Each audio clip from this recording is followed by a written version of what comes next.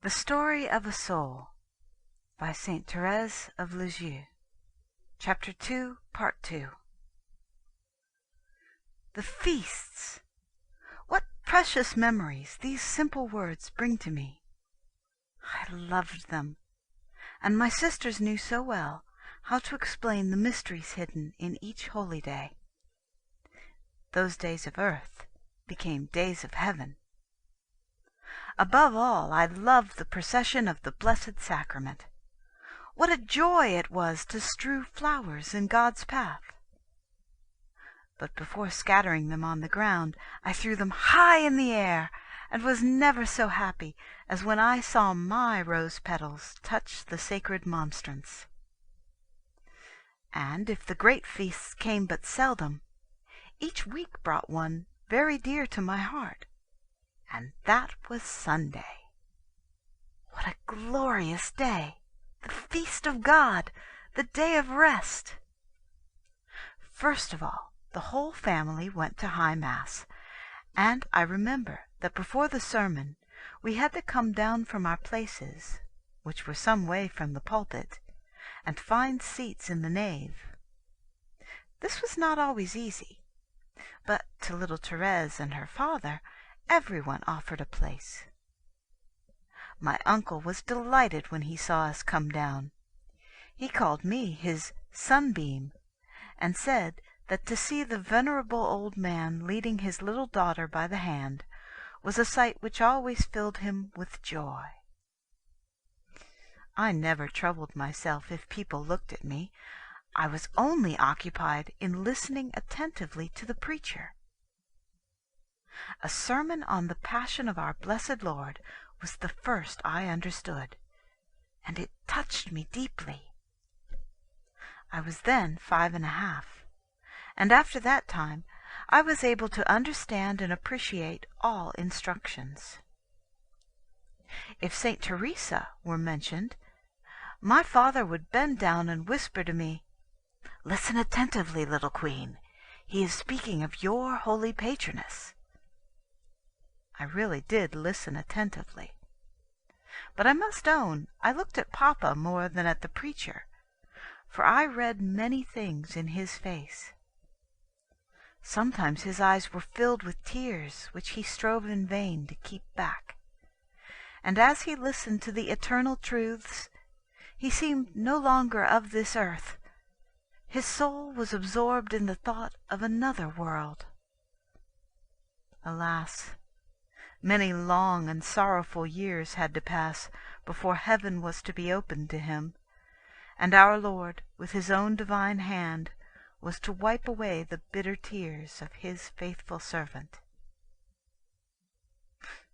To go back to the description of our Sundays. This happy day, which passed so quickly, had also its touch of melancholy. My happiness was full till Compline, but after that a feeling of sadness took possession of me. I thought of the morrow when one had to begin again the daily life of work and lessons, and my heart, feeling like an exile on this earth, longed for the repose of heaven, the never-ending Sabbath of our true home. Every Sunday my aunt invited us in turns to spend the evening with her. I was always glad when mine came, and it was a pleasure to listen to my uncle's conversation.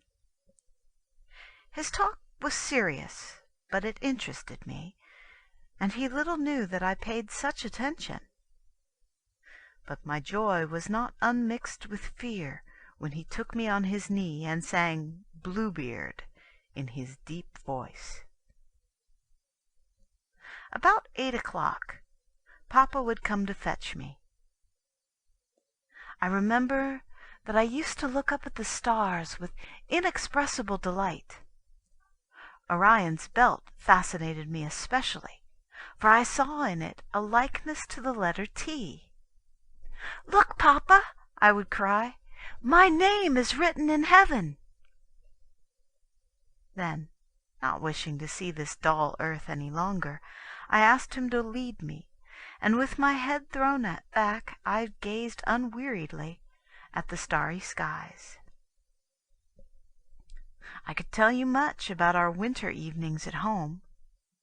After a game of draughts, checkers, my sisters read aloud Dom Guéranger's liturgical year, and then a few pages of some other interesting and instructive book. While this was going on, I established myself on Papa's knee, and when the reading was done, he used to sing soothing snatches of melody in his beautiful voice, as if to lull me to sleep, and I would lay my head on his breast while he rocked me gently to and fro.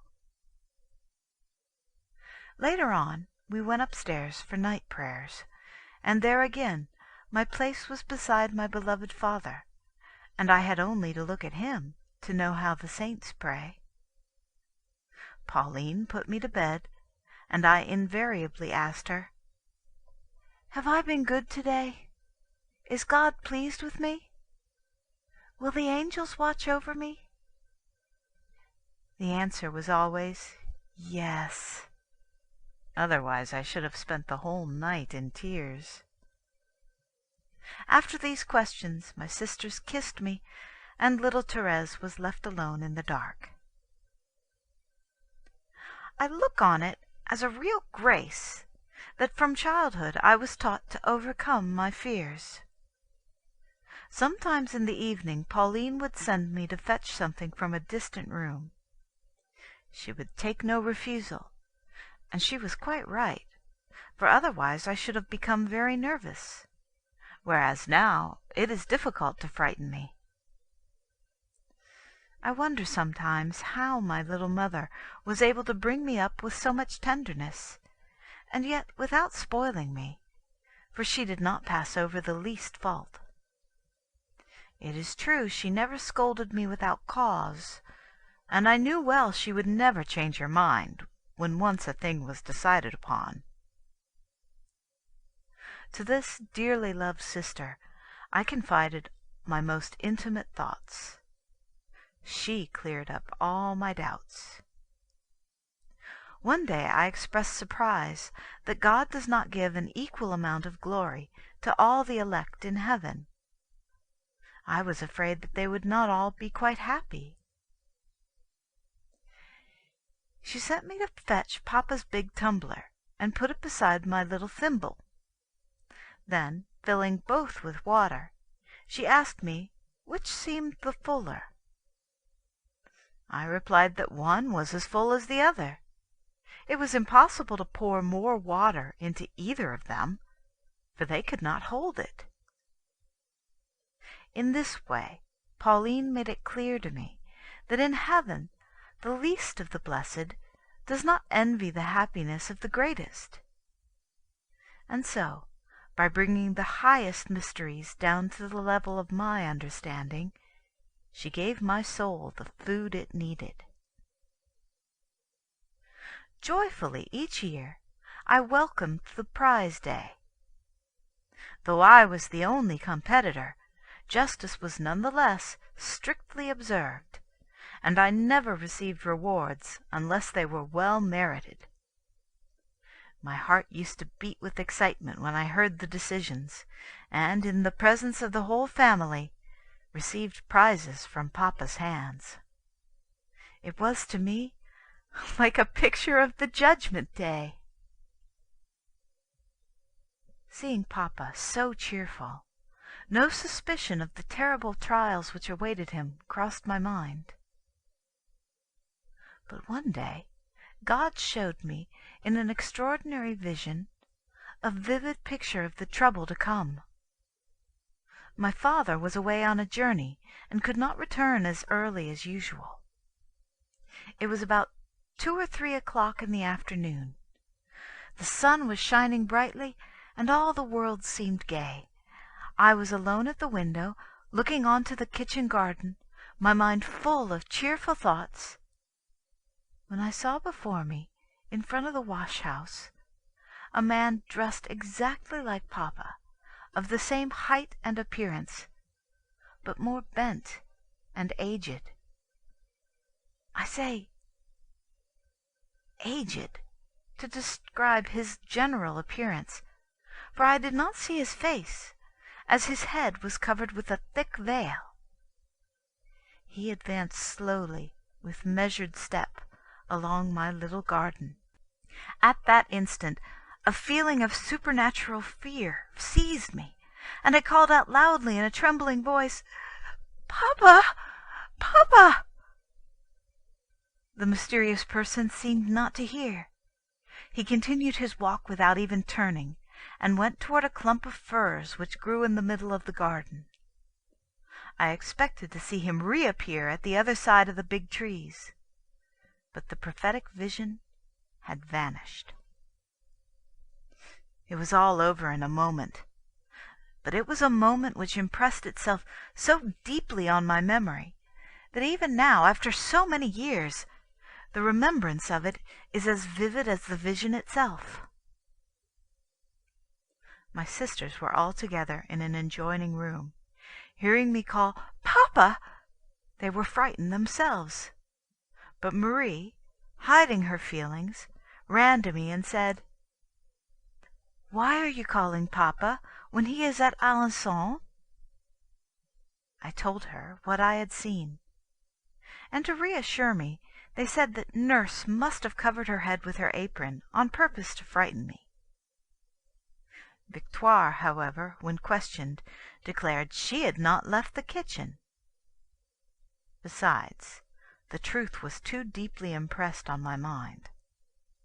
I had seen a man, and that man was exactly like my father. We all went to look behind the clump of trees, and finding nothing, my sisters told me to think no more about it. That was not in my power. Often and often my imagination brought before me this mysterious vision. Often and often I tried to raise the veil which hid its true meaning. And deep down in my heart I had a conviction that some day it would be fully revealed to me. And you know all, dear mother. You know that it was really my father whom God showed me, bent by age, and bearing on his venerable face and his white head the symbol of his terrible trial. As the adorable face of Jesus was veiled during his passion, so it was fitting that the face of his humble servant should be veiled during the days of his humiliation, in order that it might shine with greater brilliancy in heaven. How I admire God's ways! He showed us this precious cross beforehand, as a father shows his children the glorious future he is preparing for them, a future which will bring them an inheritance of priceless treasures. But a thought comes into my mind. Why did God give this light to a child who, if she had understood it, would have died of grief? Why? Here is one of those incomprehensible mysteries which we shall only understand in heaven, where they will be the subject of our eternal admiration. My God, how good thou art! How well dost thou suit the trial to our strength! At that time I had not courage even to think that Papa could die without being terrified. One day he was standing on a high step-ladder, and as I was close by, he called out, "Move away, little queen. If I fall, I shall crush you." Instantly I felt an inward shock, and going still nearer to the ladder, I thought, "At least if Papa falls, I shall not have the pain of seeing him die, for I shall die with him."